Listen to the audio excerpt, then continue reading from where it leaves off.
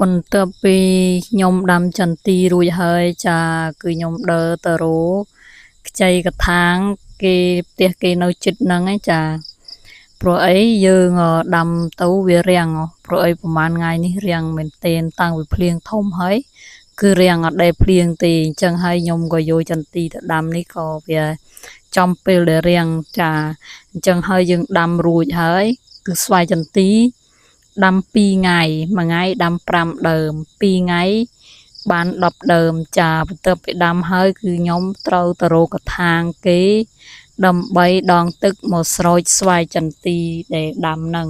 ចាខ្ញុំដើរដល់កន្លែងស្វាយចន្ទីជន្តងហ្នឹងក៏ស្វាយចន្ទីរបស់គេដែរណាចាគេបេះផលបានមួយឆ្នាំ2ឆ្នាំឯដឹងខ្ញុំក៏មិនសូវដឹងច្បាស់ដែរណាចាគឺខ្ញុំមកដល់ផ្ទះចិត្តដល់ផ្ទះរបស់គេហើយចាគឺមានពីរនាក់ហ្នឹងគឺវាស្វាគមន៍ខ្ញុំខ្លាំងមែនទែនគឺវារត់ព្រុសមកព្រុសហើយចា